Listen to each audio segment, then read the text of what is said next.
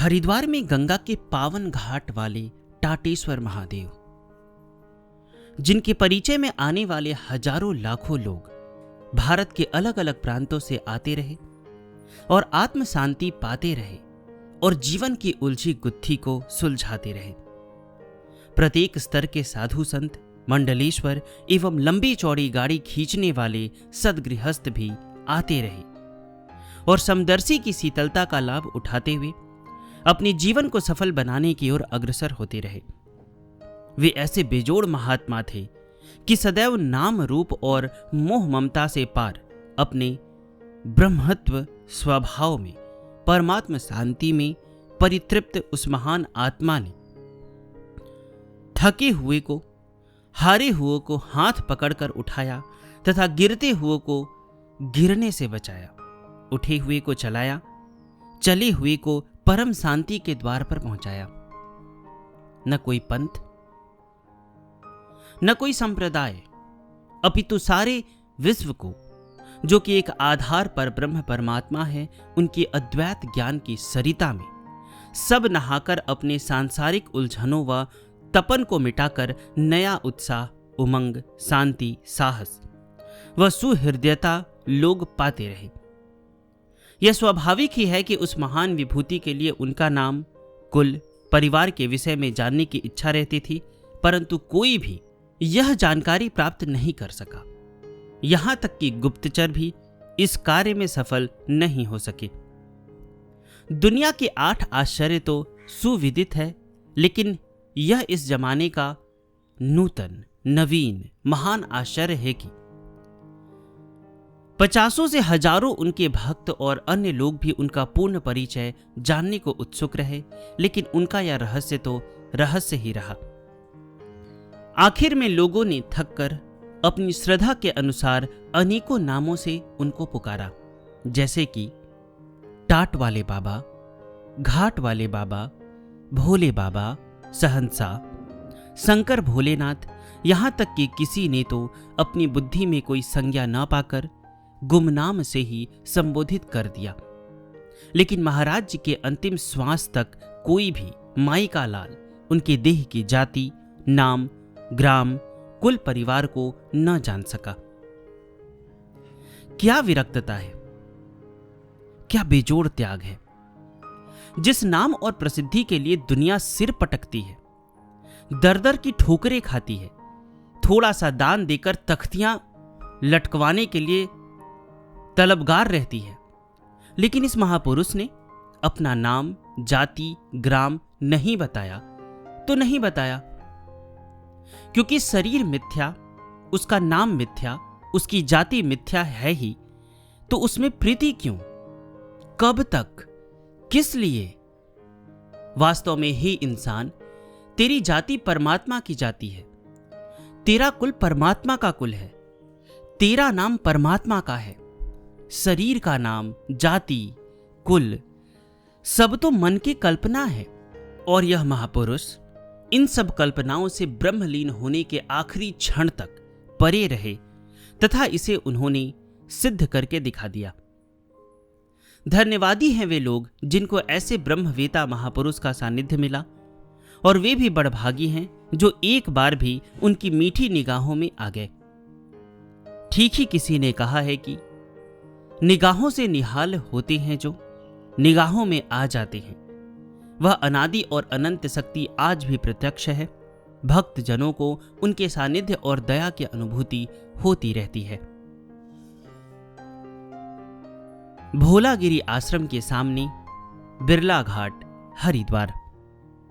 कभी भी आप हरिद्वार जाएं तो टाट वाले बाबा के समाधि स्थल पे अवश्य जाइएगा। किसी से आप वहां पे पूछ लीजिएगा कि बिरला घाट कहाँ है या फिर भोलागिरी आश्रम कहाँ है, तो कोई भी आपको बता देगा। ठीक उसके अपोजिट साइड में है। निवेदक संत चरणानुरागी गण।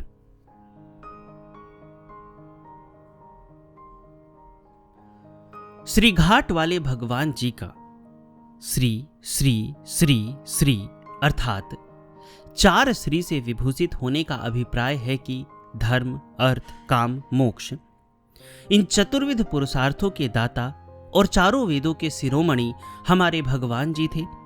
तथा उनके परम पवित्र दिव्य नाम का उल्लेख जहां जहां भी किया गया है, श्री श्री श्री श्री अथवा श्री लिखकर 3 बिंदु का प्रयोग कर किया गया है। श्री श्री श्री श्री भगवान घाट वाले जी ने सब संभव है, असंभव कुछ नहीं में चारों वेदों का जो सार ज्ञान, वैराग्य और भक्ति के रूप में सर्व कल्याण के लिए दिया है, उस श्रेष्ठतम ग्रंथ रत्न में श्री श्री श्री श्री भगवान जी का नाम, गुमनाम, तीनों लोकों के सभी नामों का आधार है। सब नाम इसी गुमनाम में से प्रकट होते हैं और इसी में लीन हो जाते हैं। इस पुस्तिका में श्री श्री श्री श्री घाट वाले भगवान जी के लीला शरीर के जो पावन प्रसंग दिए गए हैं, वे या तो उनके श्रीमुख से सुने गए या उनके भक्तों की वाणी से अथवा कुछ हमारे प्रत्यक्ष दर्शन एवं अनुभव के आधार पर हैं। यदि उन्हें लेखनीबद्ध करने में कहीं कोई त्रुटि रह गई हो तो भक्तजन उस पर ध्यान न देकर हमारा उनके प्रति अनन्य समर्पण एवं सेवा भक्ति भाव समझकर क्षमा करेंगे। श्री श्री श्री श्री स्वामी जी के आज्ञा से जब सब संभव है, असंभव कुछ नहीं, महाग्रंथ का प्रकाशन किया गया तो किसी भी प्रकार की भूमिका या लेखक का नाम देने का आदेश नहीं था, परंतु जिन भक्त जनों को उनके लीला शरीर के साक्षात दर्शन एवं सत्संग का सौभाग्य नहीं मिला, उन्हें श्री भगवान जी के अनंत वैभव की महिमा का बोध कराने हेतु भूमिका के रूप में कुछ पंक्तियां लिखना अभिष्ट समझा गया। हे घाट वाले, तू ही तू, प्रथम दर्शन। श्री श्री श्री श्री भगवान घाट वाले जी के प्रथम दर्शन सन 1950 विक्रमी संवत 2006 में हमें हुए, परंतु तब उनसे बातचीत नहीं होती थी। उनके पास गंगा जी में स्नान करते थे। सत्संग सन 1951 विक्रमी संवत 2007 से हमारा नमस्कार और वार्तालाप शुरू हुआ। हमारे भाव तभी से परिवर्तित होने शुरू हुए। सत्संग भी आरंभ हुआ। हरिद्वार में कहीं भी सत्संग हो, श्री भगवान जी अपनी प्रेरणा से हमें वहां भेजते थे। सन 1952 से श्री भगवान घाट वाले जी से हम सत्संग करने लग गए। उस समय सत्संग में 2-3 आदमी ही होते थे।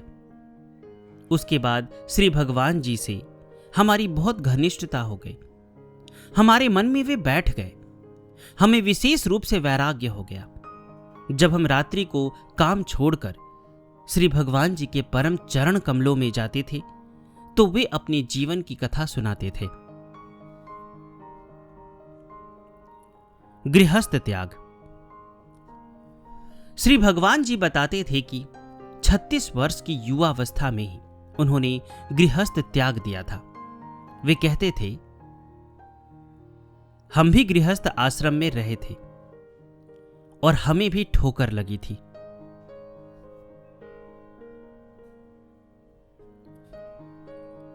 प्रेरणा स्रोत श्रीमद् भगवद गीता। श्री स्वामी जी का दिव्य लीला शरीर बिहार प्रांत के किसी बड़े गांव के जमींदार परिवार से था। वे वहां के स्टेशन मास्टर जी के साथ श्री गीता जी के ऊपर सत्संग करते थे। श्री स्वामी जी श्रीमद् भगवद गीता पर बहुत आस्था रखते थे। श्री गीता जी ही उनकी प्रेरणा स्रोत बनी। उनका स्टेशन मास्टर जैसे व्यक्ति से मेलजोल होने से हमें भान होता था कि श्री स्वामी जी किसी बड़े परिवार में अवतरित हुए थे। नाम न धाम। श्री स्वामी जी अपने गांव का नाम, अपना नाम, जाति आदि नहीं बताते थे। वास्तव में अभ्यास करने वालों को यह चीजें भूलनी चाहिए। बनारस में तप साधना। गांव छोड़ने के बाद श्री स्वामी जी पैदल ही यात्रा कर बनारस में आ गए। गृहस्थ त्याग के बाद कुछ दिन बनारस में रहने लगे। वहां बच्चों को ट्यूशन पढ़ाकर निर्वाह करते थे। कुछ महीने ऐसा करते करते साथ साथ अभ्यास भी करते थे। इस बीच वे 1 सप्ताह तक निराहार रहे। ट्यूशन से जो पैसे प्राप्त होते थे वे कमजोरों में बांट देते थे। 1 सप्ताह तक जब उन्होंने भूख यूं ही बर्दाश्त कर ली तो ट्यूशन पढ़ाना भी छोड़ दिया। पहले 1 दिन भूखे रहे, फिर इसी तरह 2 दिन, फिर 3 दिन। इस तरह बढ़ाते बढ़ाते लगातार 8 दिन तक निराहार रहने का अभ्यास किया। ट्यूशन छोड़ने के बाद श्री स्वामी जी भोजन क्षेत्रों से करते थे, किसी से याचना नहीं करते थे। हरिद्वार में कुछ दिन बाद श्री स्वामी जी ने बनारस छोड़ दिया। श्री गंगा जी के किनारे किनारे नंगे पांव पैदल चलकर हरिद्वार पहुंचने का संकल्प लिया और चल पड़े। मार्ग में आसपास जहां कोई बस्ती नहीं थी, श्री स्वामी जी भूख से व्याकुल होकर धरती पर लेट गए। फिर विचार से अपने उस आत्मबल को जागृत किया जो जन्म मरण भूख प्यास से रहित है, और उनके शरीर में नई चेतना, नई स्फूर्ति आ गई। श्री स्वामी जी सहसा उठकर बैठ गए। कुछ समय के बाद उठे और फिर अपने लक्ष्य की ओर बढ़ने लगे। श्री स्वामी जी के जीवन की यह घटना श्री सब संभव है, असंभव कुछ नहीं वेद रूपी ग्रंथ में उनके कर कमलों द्वारा अंकित श्लोक संख्या 829 में है। श्री स्वामी जी इस प्रकार कठिनाइयों को सहन करते हुए हरिद्वार पहुंच गए। वहां ऋषिकेश, भीम गोड़ा वगैरह सब देखे। श्री स्वामी जी सनातन धर्म की प्रतीक क्रिया में आस्था रखते थे। मंदिरों में, देव पूजा में, तीर्थों में, व्रतों में आदि आदि, परंतु वे किसी भी मत का विरोध नहीं करते थे। भारत भर की तीर्थ यात्रा। कुछ काल तक हरिद्वार में भजन करने के बाद श्री स्वामी जी ने विचार किया कि भारतवर्ष के समस्त तीर्थ पैदल करेंगे। सर्दी, गर्मी, वर्षा, भूख प्यास आदि को सहन करते हुए श्री त्रिलोकी के नाथ भगवान घाट वाले जी ने अयोध्या, मथुरा, वृंदावन, गया, जगन्नाथपुरी, श्री बैजनाथ धाम, गंगा सागर, श्री तिरुपति बालाजी, श्री द्वारिकापुरी, कुरुक्षेत्र आदि भारतवर्ष के समस्त तीर्थ किए। श्री स्वामी जी ने सत्संग खूब सुना, परंतु किसी के आगे आध्यात्मिक उन्नति के लिए याचना नहीं की, न गुरु बनाया। वे सच्चाई, पुरुषार्थ और भजन को ही अपनाते थे। तीर्थों में सत्संग भी जहां मिलता था करते थे। नीचे मैदान के तीर्थों की यात्रा संपूर्ण करके यमुनोत्री, गंगोत्री, केदारनाथ, बद्रीनाथ, अमरनाथ, वैष्णो देवी आदि हिमालय के सभी तीर्थ साधारण वस्त्र से बिना पैसे को छुए अकेले ही किए। हिमालय की यात्रा में भोजन बनाने में भजन अभ्यास के लिए समय व्यर्थ न जाए, इसलिए श्री स्वामी जी प्रायः कच्चे आटे को जल में गूंथ उसका गोला सा बनाकर ही खा लेते थे। श्री स्वामी जी बतलाते थे कि मार्ग उस समय बहुत जटिल था।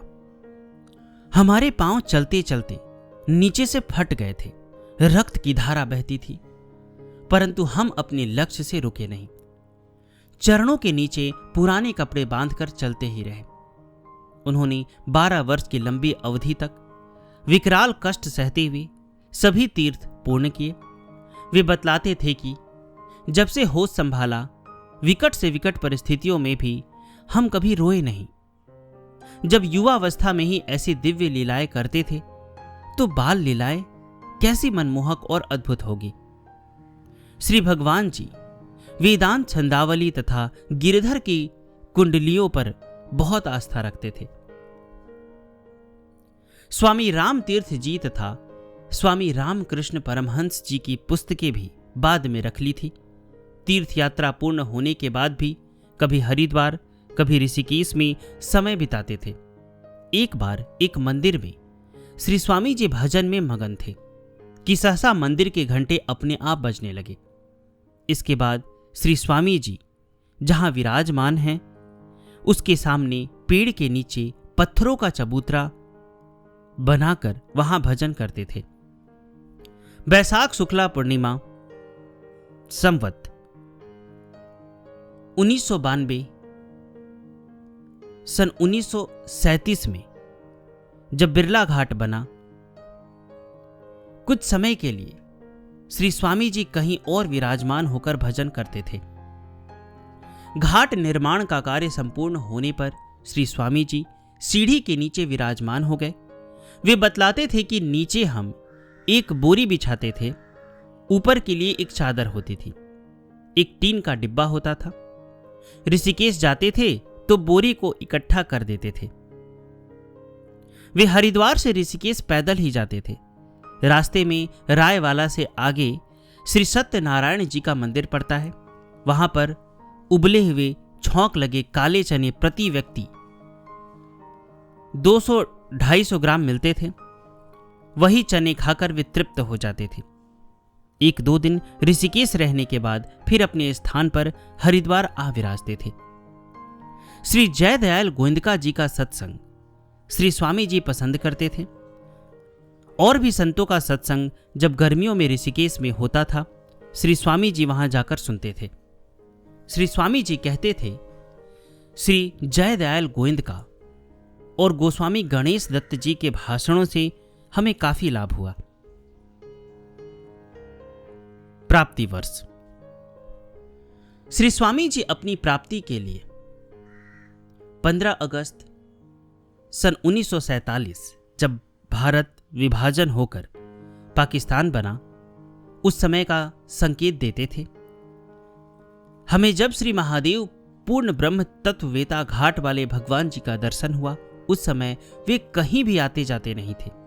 इसी सिंहासन में जितनी जगह में लेट जाएं रहते थे।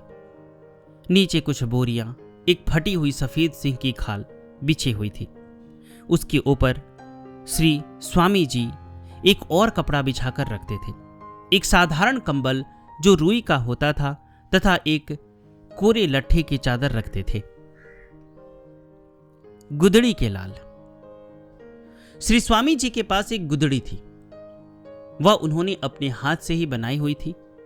लोग जो फटे पुराने कपड़े कूड़े में फेंक देते थे, वे उनको एकत्र कर कपड़े धोने के बाद जो साबुन के छोटे छोटे टुकड़े लोग छोड़ जाते थे, उन्हें श्री स्वामी जी उठा लेते थे। उन्हीं टुकड़ों से चादर और अन्य वस्त्र साफ कर लेते थे। श्री स्वामी जी ने जो सब संभव है, असंभव कुछ नहीं, वेद रूपी महाग्रंथ लिखा है। उसके लेख श्री स्वामी जी लोगों के द्वारा फेंकी गई सिगरेट की खाली डिब्बी उठाकर उसके अंदर की तरफ लिखते थे। श्री परमपिता परमेश्वर घाट वाले जी के लेख जब हमें मिले तो डिब्बियों पर थे। हमने फिर उन्हें कागज पर लिखवाया। श्री स्वामी जी कभी किसी से याचना नहीं करते थे, परंतु इस ढंग से अपनी आवश्यकताएं पूरी कर लेते थे। अभी तक भी याचना करने के विरुद्ध थे। अल्पाहारी। हरिद्वार में सूरजमल की धर्मशाला के सामने क्षेत्र था। वहां से वे भोजन लेते थे। वे बतलाते थे कि वहां प्रत्येक महात्मा को 6-7 फुलका मिलता था, मगर साधु लोग झगड़ा करते थे तथा इससे अधिक संख्या में फुलका लेने की कोशिश में रहते थे। परंतु हम मात्र 4 फुलके लेते थे। उन फुलकों को भी हम सुखा लेते थे ताकि चबाने में अधिक समय लगे। 3 फुलका हम खाते थे।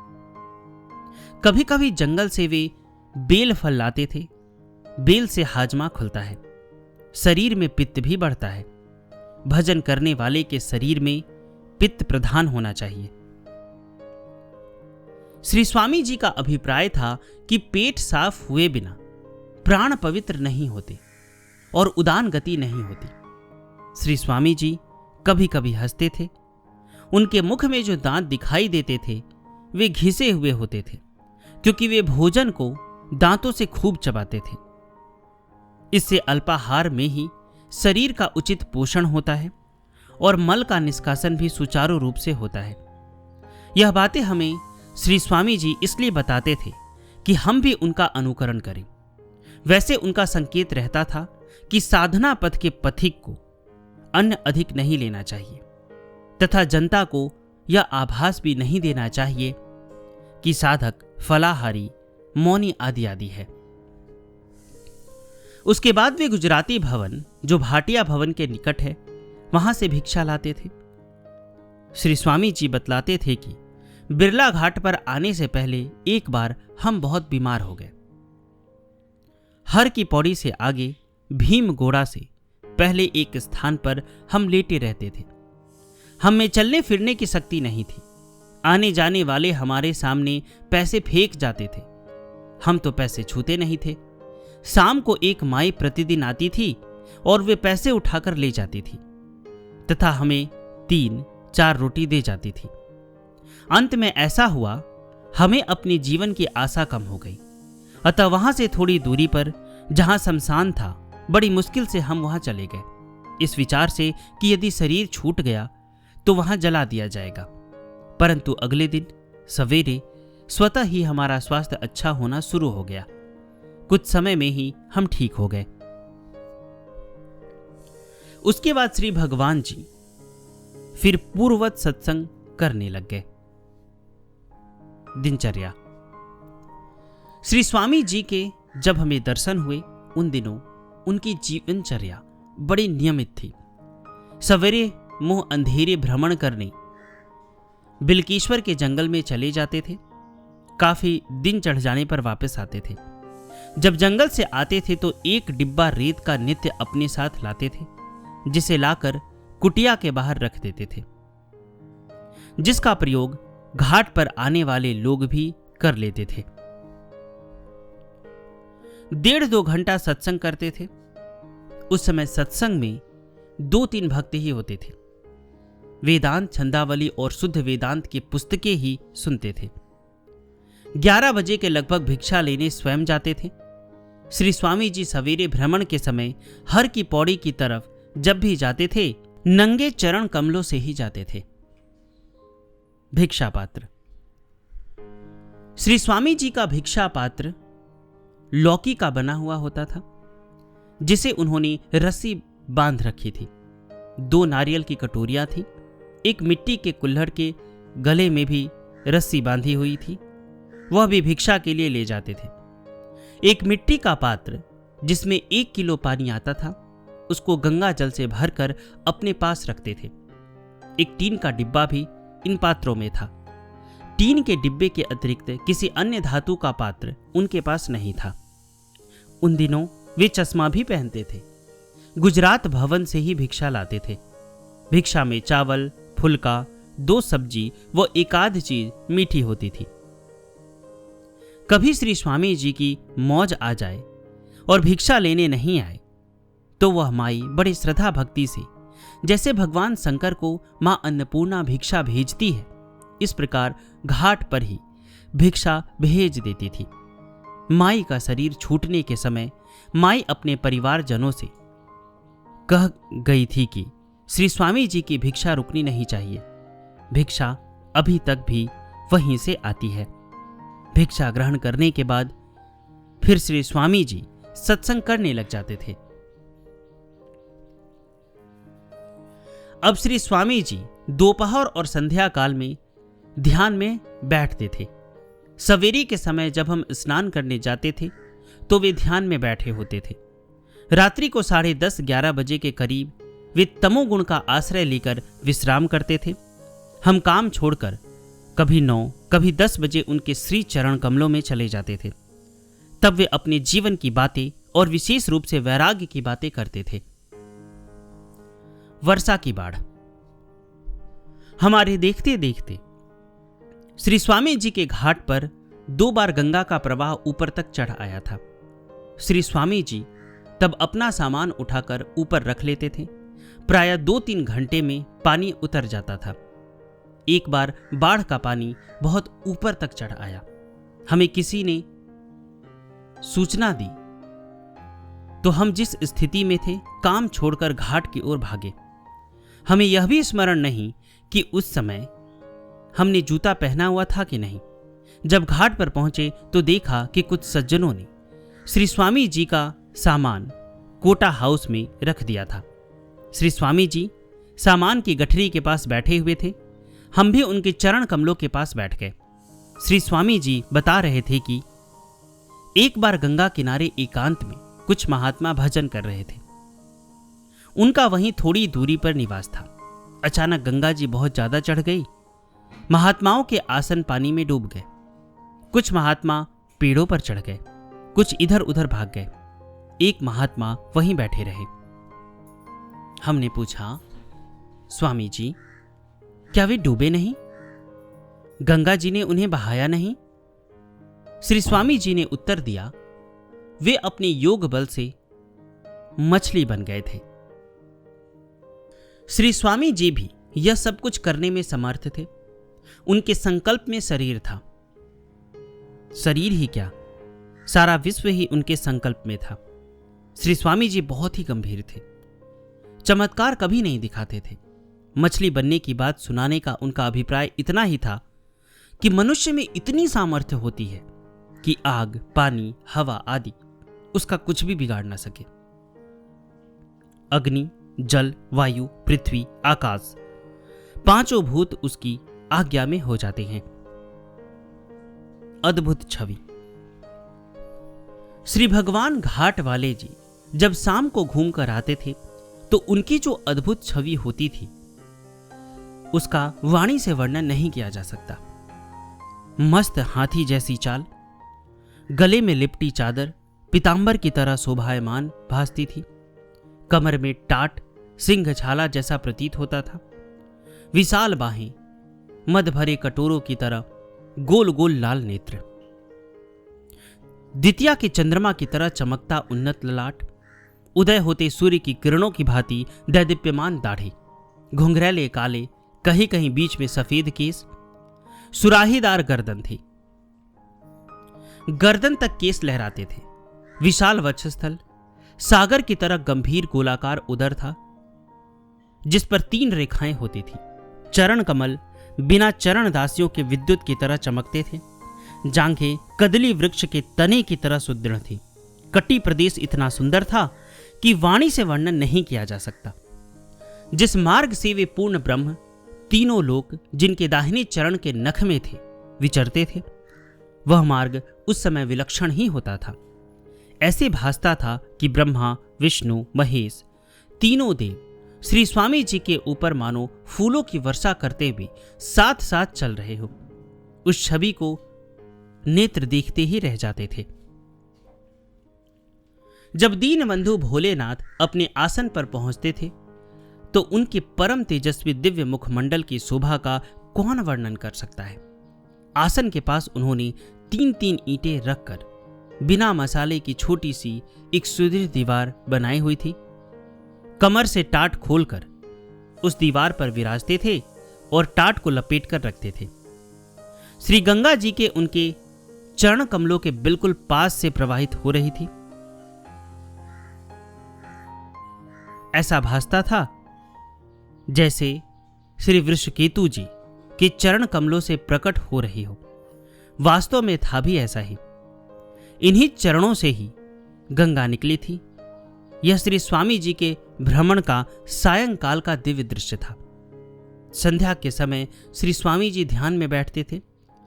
परम पिताजी खाते, पीते, सोते, चलते, हंसते, क्रोध आदि सभी क्रियाएं करते हुए भी सदा समाधि में रहते थे। फिर भी समय पर पद्मासन जरूर लगाते थे और कान में कपड़े की गोलियां सी लगाते थे जिससे बाहर का शब्द कुछ रुक जाए। यद्यपि उनको इसकी कोई आवश्यकता नहीं थी। रात्रि में श्री भगवान जी भोजन नहीं पाते थे, मात्र 3 छटाक दूध लेते थे। कभी कभी जो दूध देने आता था वह दूध में एकाध जलेबी भी डाल लाता था। हम श्री स्वामी जी के चरण कमलों में ध्यान में बैठे होते थे। वह व्यक्ति श्री स्वामी जी के अंदर से टीन का डब्बा उठाकर वह दूध उसमें डाल जाया करता था। कभी कभी दया के सागर भोग लगाकर वह दूध, जलेबी हमें दे देते थे। सुबह को श्री स्वामी जी जंगल में जहां जाते थे वहां पर बिल्केश्वर कॉलोनी अब बन गई है। उस समय घना जंगल था, बेल के वृक्ष बहुत थे। श्री भगवान भोलेनाथ घाट वालों को भी यह वृक्ष बहुत प्रिय है। आसन पर भी 2-4 बेल फल ले आते थे। भगवान जी का शरीर उस समय बहुत ही वृद्ध था, हाथों में थोड़ा थोड़ा कंपन भी बना लेते थे। जंगल में जहां श्री स्वामी जी विराजते थे, वहां पत्थरों का एक चबूतरा बनाया हुआ था। वे 2-2.5 घंटे वहीं रहते थे। वहां इस जंगल में वनराज सिंह एवं गजराज भी आजादी से विचरते थे।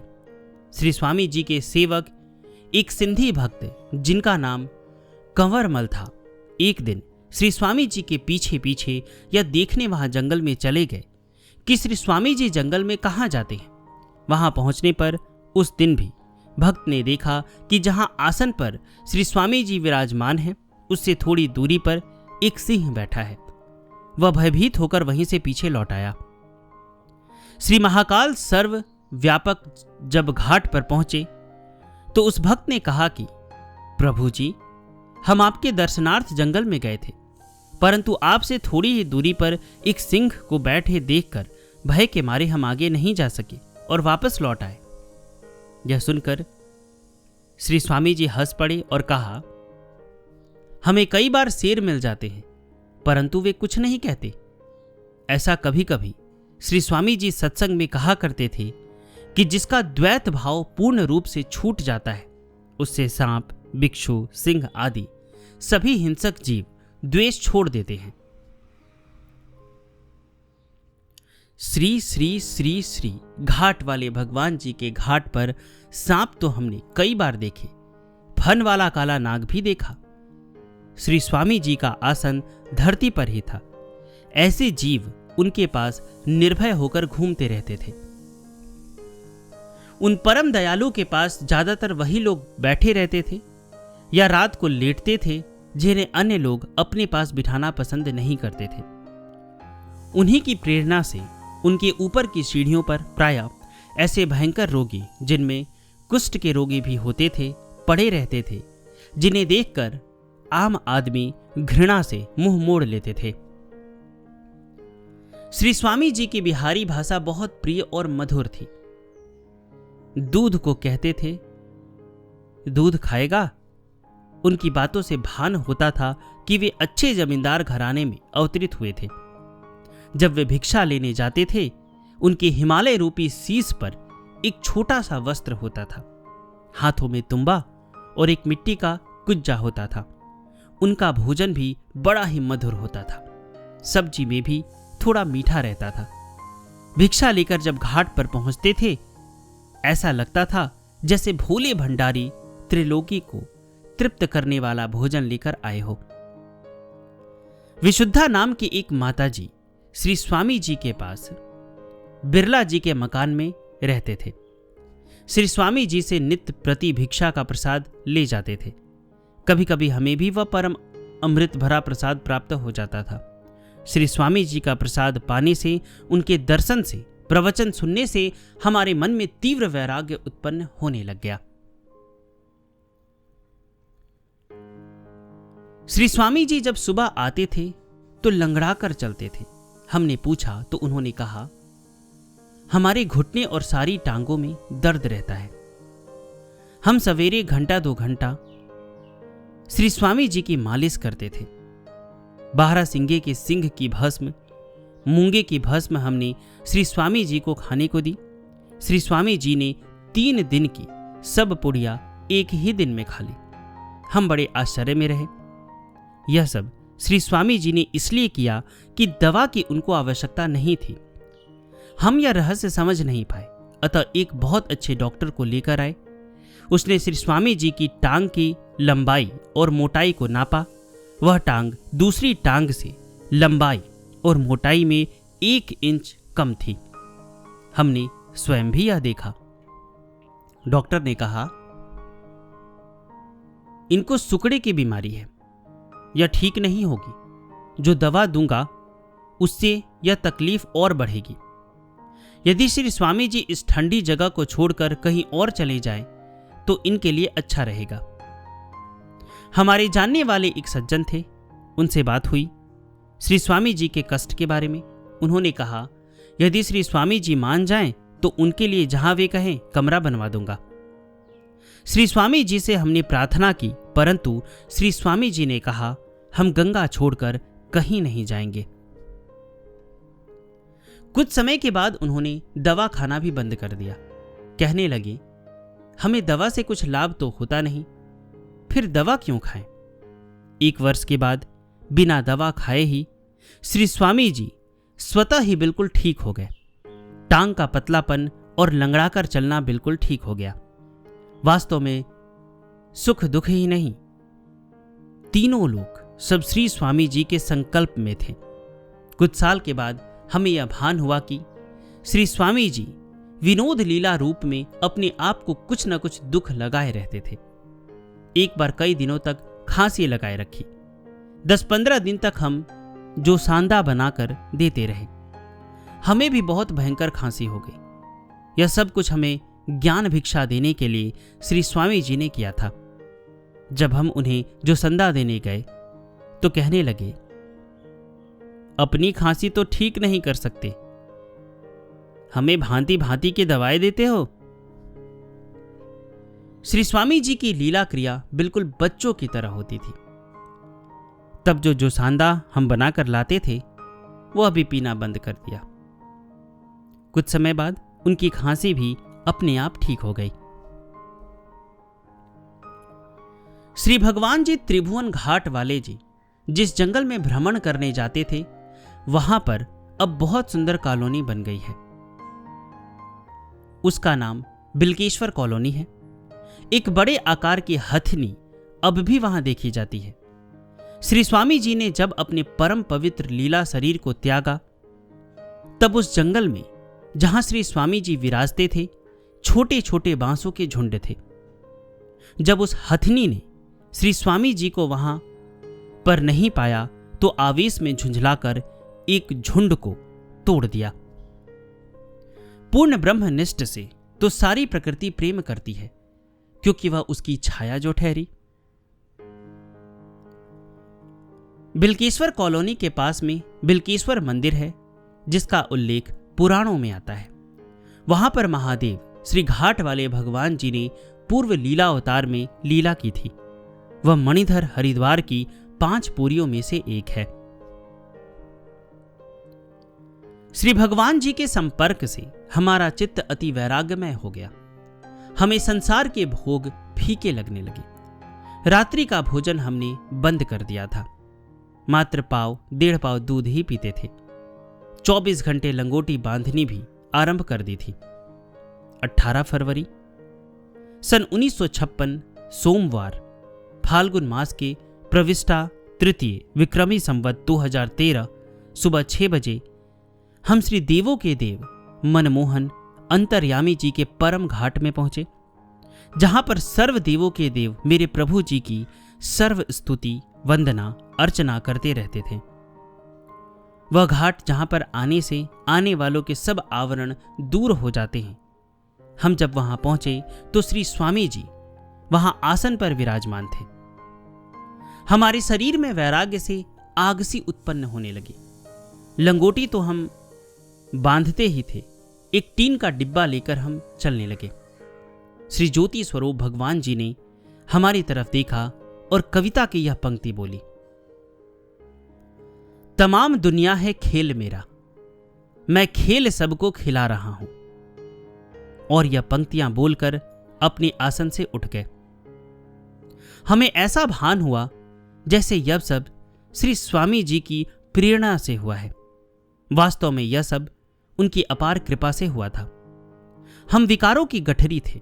गंगा स्नान करना, पांव में खूंटी वाली खड़वा पहनना, मस्तक पर चंदन का तिलक लगाना, रेशमी कोसे की धोती बांधना, यह हमारा आचार व वेशभूषा थी। परंतु विकार तो तकरीबन सभी मन में थे। श्री वाल्मीकि जी की तरह, परंतु श्री वाल्मीकि जी को संसार चोर कहता था। हम कहलाते थे भक्त, परंतु गुप्त रूप से काम चोरों वाले करते थे। फिर भी क्षमा के सागर देवों के देव श्री श्री श्री भगवान जी ने अपनी शरण में ले लिया। हम दिनांक 18 फरवरी सन 1957 दिन सोमवार को ये चीजें लेकर किश्तियों के पुल से पार हो गए। गौरी कुंड के पास श्री शंकर जी का मंदिर था। वहां से आगे चंडी मंदिर के पीछे हम किसी गुफा में जाना चाहते थे। मंदिर के पास महात्मा भोजन बना रहे थे। हमने उनसे गुफा में जाने का मार्ग पूछा। उन्होंने बड़े प्रेम से हमें अपने पास बिठा लिया। कहने लगे, भोजन पाकर हम आपके साथ चलकर आपको गुफा दिखा देंगे, आप भी भोजन पाले। हम रात्रि को भी भूखे थे, भोजन का समय भी था। हमने उनके पास बैठकर भोजन किया।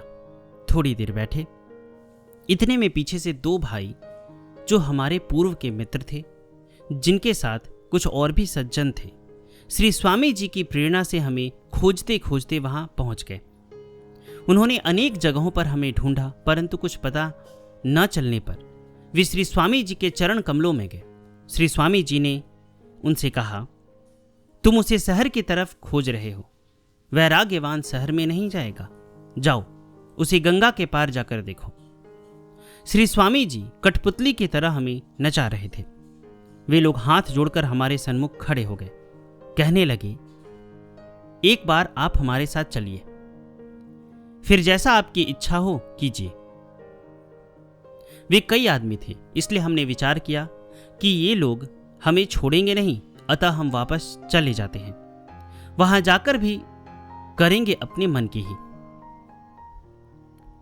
हमने उनसे कहा, हम वापस इस शर्त पर चलते हैं कि आज से स्त्री हमारी माता हो गई। एक कार के द्वारा हमें माया देवी मंदिर के पीछे एक वर्कशॉप में ले जाया गया। वे हमसे दुकान पर चलने के लिए आग्रह करने लगे, परंतु हम नहीं माने तो वे लोग श्री भगवान घाट वाले को साथ ले आए। दीनों के नाथ ने जब से घर त्यागा, किसी के घर की दहलीज के अंदर प्रवेश नहीं करते थे, परंतु उस दिन दहलीज लांघ हमारे पास अंदर आए। हम लेटे हुए थे, कांपते हुए उठकर बैठ गए। श्री स्वामी जी ने फिर कहा, दुकान पर जाओ, वहां भी भजन करते रहना। जिनकी प्रेरणा से विश्व चल रहा है, उनकी आज्ञा हम कैसे न मानते।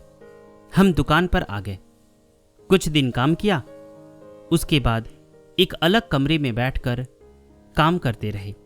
हम 12 वर्ष की आयु तक के बच्चों के कपड़े सीते थे। सुबह श्री गंगा जी में स्नान करते थे, श्री स्वामी जी के चरण कमलों में ध्यान में बैठते थे। दोपहर तक काम करते थे, दोपहर को फिर श्री स्वामी जी के साथ ध्यान में बैठते थे। संध्या के समय फिर श्री स्वामी जी के चरण कमलों में हाजिर हो जाते थे। राम जी का नाम का एक लड़का हमारे पास काम सीखता था। हम जिधर भी जाए वह हमारे साथ साथ जाता था। ऐसा वह हमारे घर वालों की प्रेरणा से करता था कि कहीं हम भाग न जाएं। मंगलवार 12 मार्च सन 1957 के दिन हमने अपने घर से भोजन खाना बंद कर दिया। भैरव अखाड़े के महंत जी ने कहा, भोजन हमारे यहां किया करें। हमने स्वीकार कर लिया। एक ही दिन हमने वहां पर भोजन पाया। हमने अनुभव किया कि उनकी बातें और भोजन हमारे भजन में बाधा करता था। वे चाहते थे कि हम उनके अखाड़े के वातावरण में चले जाएं। 14 मार्च सन 1957 वीरवार को हमने भोजन अपने आप बनाया। श्री स्वामी जी ने हमें दोबारा दुकान पर जाने की आज्ञा इसलिए दी थी कि यदि हम उस स्थिति में दुकान छोड़कर चले जाते तो दुकान का सारा धंधा बिगड़ जाता। कुछ काम करने छोटे भाई को आते भी नहीं थे। हमारे दोबारा उतने दिन दुकान पर रहने से दोनों काम ठीक हो गए। हमारे परिचित लोग यह विचारते थे कि यह श्री स्वामी जी के पास जाता है, इसी से इसको वैराग्य उत्पन्न हो रहा है, अतः श्री स्वामी जी को ही यहां से हटा देना चाहिए। 28 मार्च सन 1957 शनिवार को एक सज्जन मन में यह धारणा लेकर गए कि श्री स्वामी जी का सामान गंगा में फेंक देंगे, परंतु श्री स्वामी जी के सन्मुख होते ही उनके भाव बदल गए और नमस्कार करके उनके चरण कमलों में बैठ गए। सोमवार 20 मार्च 1957 को श्री स्वामी जी ने हमें अपनी थोड़ी कृपा दिखलाई। मंगलवार 21 मार्च सन 1957 को हमने श्री स्वामी जी से अपना चित्र देने के लिए प्रार्थना की। पहले तो उन्होंने मना कर दिया, फिर मान गए।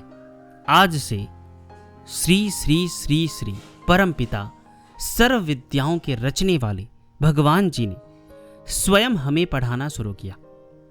इससे पहले भी स्लेट पर लिखकर हमें दिया था। थोड़ा थोड़ा अक्षरों की मात्राओं के साथ हम पढ़ते लिखने लग गए थे। ज्यादा पढ़ने के लिए दया के सागर श्री स्वामी जी मना करते थे। भजन अभ्यास के लिए भी जोर डालते थे। हमारी जीवन कथा के कुछ प्रसंग इसलिए यहां दिए जा रहे हैं कि पाठकों को यह विदित हो जाए कि गिरे हुए को उठाने में श्री बल के धाम गरीब नवाज सदा अग्रसर रहते थे।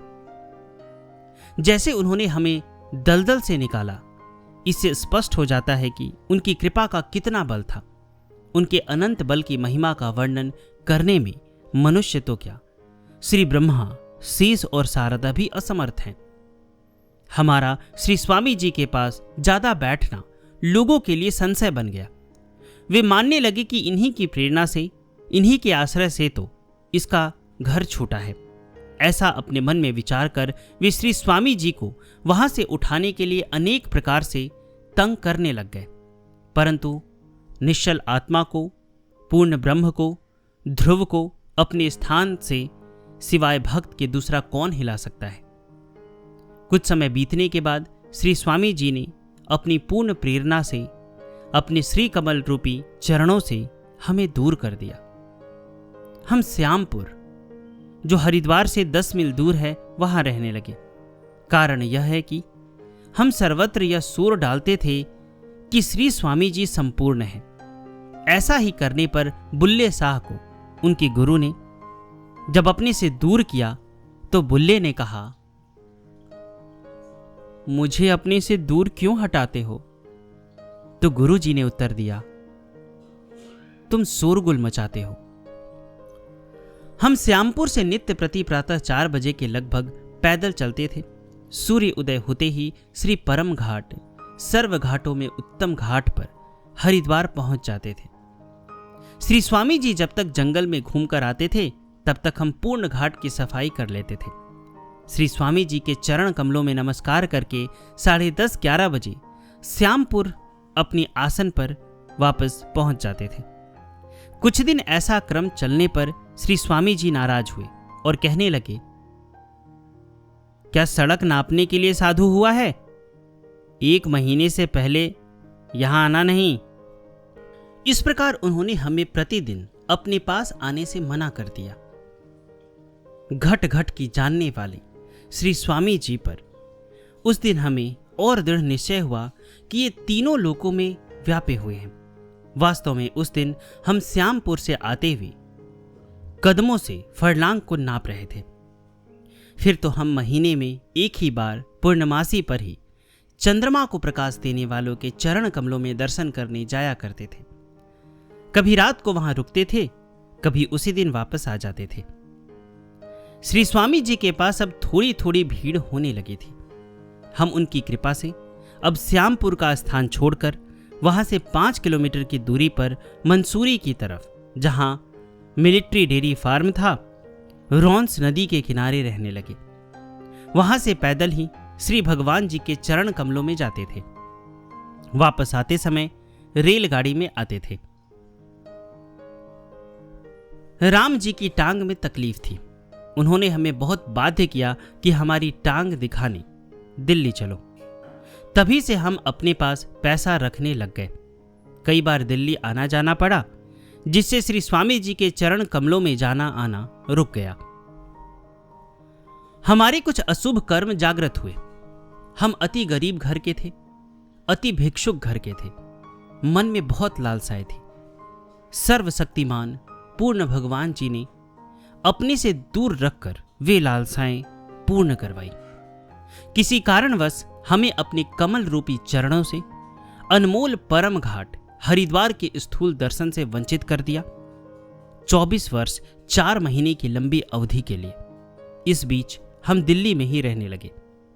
दिल्ली पहुंचने पर हमें कुछ सत्संगी मिले जिनको हमसे लगाव हो गया, हमसे प्रेम करने लगे। हमने उनको यह कहा कि आप लोगों को जो हम में ज्ञान की, शांति की भ्रांति होती है, उसके मालिक हरिद्वार परम घाट पर विराजमान हैं, जिनके चरणों से गंगा निकल रही है और मस्तक जटाओं में से शांति बह रही है, नेत्रों से रहमत बरस रही है, वचनों से अमृत छलक रहा है। आप उन्हीं के शरण में जाइए। श्री श्री श्री श्री अमृत अमर करने वाला चश्मा वहीं पर है। वहां पर दिल्ली के लोग आने लग गए। सूर्य के उदय होने पर प्रकाश स्वतः हो जाता है, इसलिए और प्रांतों के लोग भी श्री स्वामी जी के स्वयं को छिपाए रखने पर भी उनके श्री चरण कमलों में जाने लग गए।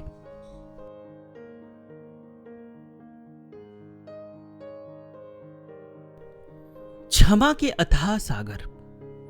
एक बार एक महात्मा ने श्री स्वामी जी को अनेक बार भयंकर दुर्वचन बोले, परंतु श्री स्वामी जी मौन रहे। वहां पर उस समय अहमदाबाद के रहने वाले संत आसाराम जी, जो प्रायः श्री स्वामी जी के चरण कमलों में आते रहते थे, भी उपस्थित थे। उन्होंने उस दुर्वचन कहने वाले महात्मा के वहां से जाने के बाद कहा, स्वामी जी, आपने उसको कुछ भी नहीं कहा। यदि आप कुछ बोलते तो हम उसको सीधा कर देते। श्री स्वामी जी ने कहा, सोचा तो हमने भी, परंतु फिर हमने विचारा कि इसको कुछ कहने के बजाय अपने को ही कह ले। श्री स्वामी जी क्षमा के ऐसे अथाह सागर थे। 12 वर्ष के मौन के बाद प्रथम बात। साधना सदन, शंकराचार्य चौक, कनखल, हरिद्वार के संस्थापक महामंडलेश्वर त्याग मूर्ति श्री स्वामी गणेशानंद जी पुरी ने एक बार 12 वर्ष के लिए मौन व्रत ग्रहण किया था। जब उन्होंने अपना मौन व्रत खोला तो अपने संकल्प के अनुसार श्री स्वामी जी के चरण कमलों में ही आकर पहली बात की। श्री स्वामी जी ने अपने शरीर की वृद्ध रचना कर ली थी, तो तत्कालीन दक्षिण भारत कांची कामकोठी पीठाधीश्वर जगत गुरु शंकराचार्य श्री चंद्रशेखर सरस्वती जी ने उन्हें विशेष रूप से निर्मित पर्दे लगा हुआ रिक्शा सवारी के लिए भेंट किया था।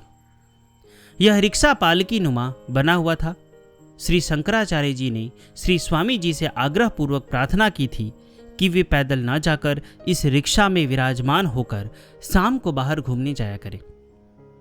जब श्री स्वामी जी उस रिक्शा में विराजमान होकर जाया करते थे तो ऐसा लगता था कि जैसे भगवान भोलेनाथ जा रहे हो।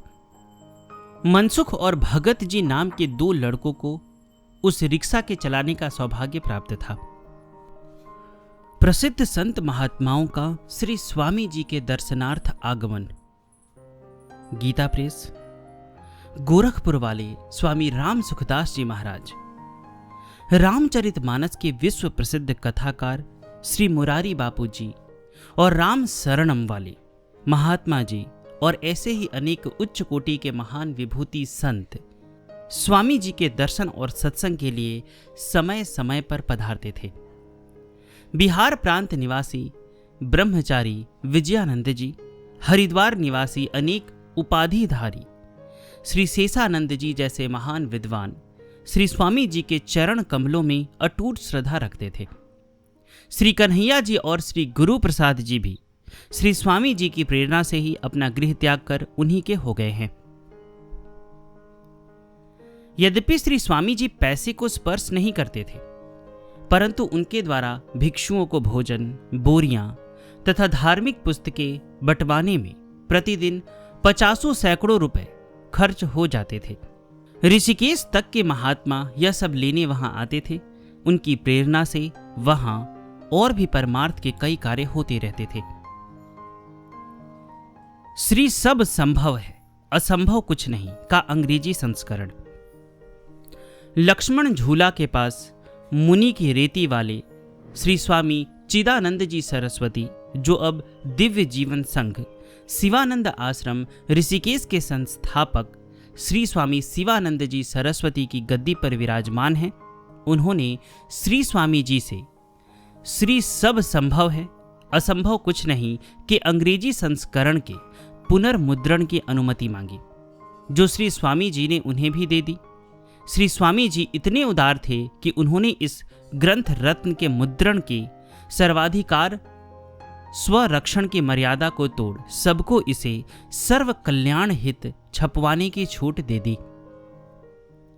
श्री चिदानंद जी महाराज ने impossibilities challenged, nothing is impossible, everything is possible नाम से इस महान ग्रंथ के अंग्रेजी संस्करण को सन 1976, 1984 और 1988 में पुनर्मुद्रित कराया, जिसे दुनिया भर में हजारों लोगों ने श्रद्धा भक्ति से पढ़कर अपने जीवन को धन्य बनाया। यह उल्लेखनीय है कि इस ग्रंथ रत्न का अंग्रेजी संस्करण इससे पूर्व सन 1976 में ही श्री स्वामी जी की प्रेरणा से बढ़िया ढंग से सुंदर सजिल्द प्रकाशित कर भक्त जनों में वितरित किया गया था। जब श्री स्वामी जी लेटते थे तो उनके दिव्य चरण कमल पर पद्म का चिन्ह अंकित नजर आता था। उनके कर पर गुरु का क्षेत्र असामान्य रूप से उन्नत था, जो उनके पूर्ण पुरुष होने के प्रतीक थे। तीनों लोकों के आधार ब्रह्मा, विष्णु, महेश के रचयिता, आवागमन से रहित अहंकार को मिटाने के लिए जो अपने देह को प्रकट करते हैं, ऐसे विदेही जी ने अपने भक्तों को रिझाने वाली जो अपनी शरीर रूपी लीला थी वह संपूर्ण कर दी। बिना देह के सब प्रकार से अब अपने भक्तों की रक्षा करते हैं। उन्होंने जैसे हाथी के गले से फूलों की माला गिर जाए, ऐसे शरीर की लीला त्याग दी। शरीर रूपी लीला के त्याग के समय मार्गशीर्ष कृष्ण पक्ष दशमी तिथि बुधवार संवत 2045 तदानुसार दिनांक 22 नवंबर 1989 प्रातः 4:45 बजे थे। हमें योगेश्वर शिव मंदिर गुल्लरवाली में शाम के 6 बजे यह सूचना मिली। हमें लेने के लिए महेश देवी आई थी। रात्रि के 2 बजे हमने वहां जाकर श्री घाट पर देवों के देव परम पिताजी कभी अस्त न हो ऐसे परम ब्रह्म रूपी श्री श्री श्री श्री स्वामी जी के चरण कमलों में दंडवत प्रणाम निवेदन किया। गुरु प्रसाद एवं महेश देवी ने भी दंडवत प्रणाम निवेदन किया।